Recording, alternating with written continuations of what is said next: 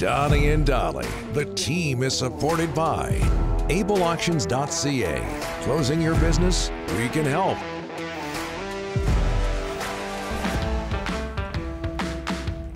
All of today's guests, including Farhan Lalji. We have a surprise for Farhan coming up in a few moments. Brought to you by the Vancouver Giants. Giants are at home for a pair of games this weekend at the LEC. Tomorrow, the G-Men take on Prince George at 7th. Prince George, Lake Red Deer, a real small town.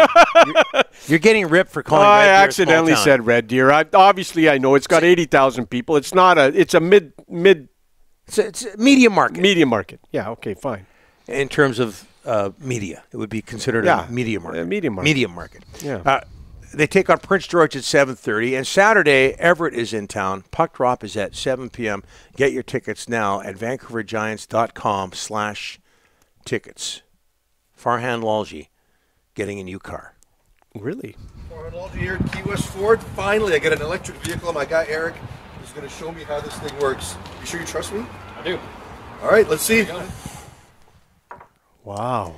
Okay, so Farhan Lalji joins us now from TSN. Farhan, thanks for doing this. Appreciate it. When did your midlife crisis start? Can you give us an exact date? Wow. A Mustang. That's Wait a muscle minute. car. It's an electric. It's an electric. That's the opposite of a midlife crisis. Still a Mustang. Still a Mustang. You know, it is, but if they had a different electric, I would have taken that too. But yeah, that's the opposite of a midlife crisis when you're looking to save bucks because they don't make Rick Dollywall money. Speaking of which, though, I was going to say nice. The Mustang and the shirt. This is definitely a midlife crisis. And Rick, Red Deer is a small town. Just stop. I accidentally said Red Deer. I've been there. It's a beautiful city. I said Red Deer accidentally. It's a mid-medium market. I know. I've been there 100 times. It's a beautiful city. You and I are both from New West. Small town.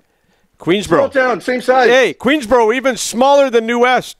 Yeah. There you go. Well, Queensboro's part of New West. Yeah, Don't forget exactly. that. We love the borough. Yeah, I know. We love the borough. How much do you really know about New West? Are you kidding me? I lived in Red Deer. I lived in Red Deer, and it was considered a medium market. That's what I was trying to say in the previous. It's a small town. Compared to Vancouver, yes. Yeah, exactly. How did we get onto that? I have no idea. Luke Schenn. Shirt, it's the car. Tough transition. We're going to make it. Luke Schenn, are you okay with the way the Canucks are dealing with him, Farhan? As far as sending him back, allowing him to go back to Vancouver, it makes sense. You've got to protect the asset, and if there are that many teams that are interested, right, which Rick tells us there are, and we believe it, I think it's a smart thing to do. I think it's the norm for what happens around the league. Good that they let him go home and be with his family after he requested to go back. Obviously, that's a priority for him right now, and I think all sides understood the sensitivity of the timing around the trade deadline, right, given the fact that I think that's his wife's due date. So, it's unfortunate that the Canucks are going to have to move him because he's such a character guy in that room, but they do need to move him and maximize whatever they can get for the asset. And, if there's a way to bring him back in the summer, then they can do that. But in terms of sending him home and making sure he doesn't get injured, absolutely makes sense. 4-5-2 under Tocchet. Have you been impressed with the job he's done so far, not only during games, but at practices as well?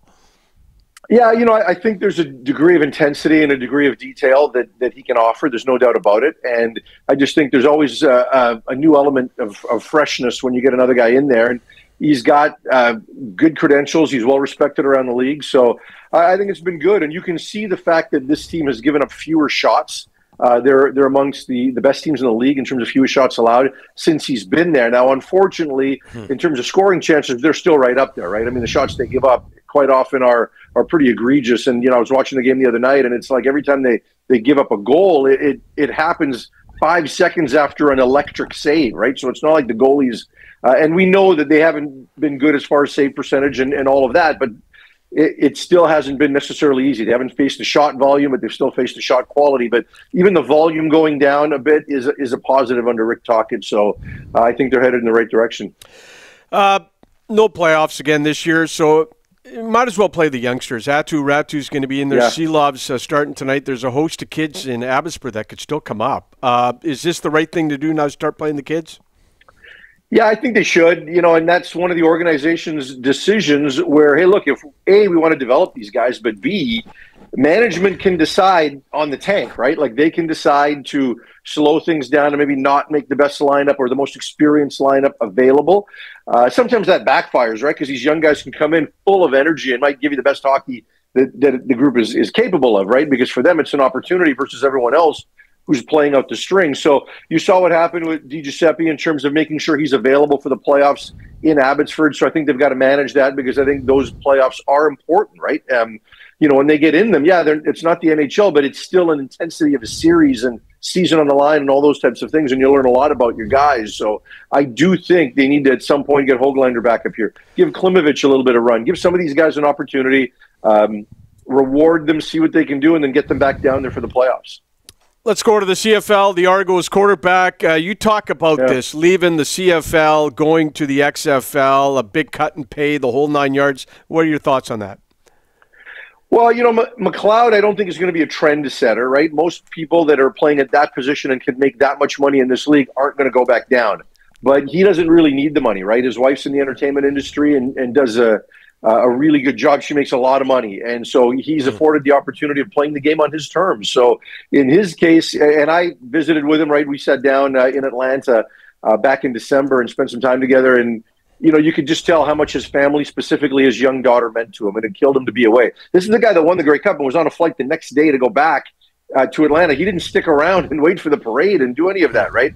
They had to pipe him in virtually. So for him, that was the key. So the fact that New Orleans plays in a hub city or a semi-hub city with Birmingham, he can be in Birmingham. The family can be there. His wife can drive to Atlanta when needed for work. So it makes sense. And if he can leave the door open for an emergency NFL opportunity at some point early in the season, if there's some injuries like Josh Johnson did in San Francisco, then, good on him, right? I know the NFL is not looking for 35-year-old quarterbacks, but there are those situations that crop up. And this year there were 64 starting quarterbacks in the NFL. 64 guys that started at least one game. So, you get that situation that could just pop up at any moment, and, he wants to be ready and available. And it doesn't necessarily close the door on him coming back even to the CFL later in the season.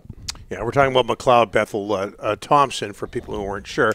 Farhan, McLeod Bethel Thompson also yesterday tweeted out a love letter to the CFL, talking about how the Canadian Football League resurrected his love for sports, his love for football. How many players do you think, I don't need an exact number, but just your comments, how many players do you think feel the same way? Oh, boy. The American players that get a chance to play in this league love this league. I mean, we know that, right? Whether it was, the G. Simons or Solomon Elamimians or pick a guy that, came up here and just fell in love with this league and fell in love with this country for a number of reasons that we all love it, right? So I think it was great of him to do. I know when Nathan Rourke left for Jacksonville, he used, a couple of words about,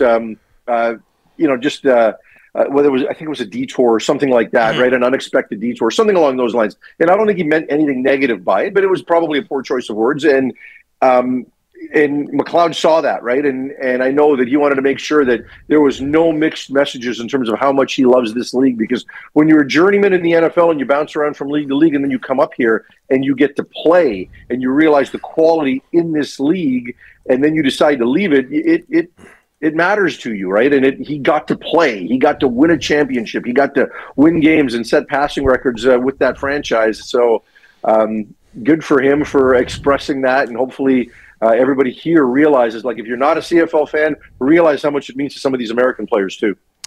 You got the shirt on. I know you have to leave us now to cruise the local drive-in in your new Mustang. So, Farhan, thanks so much for this. All the way to Red Deer, boys. All the way to Red Deer. Yeah. Thanks, Farhan. Next week.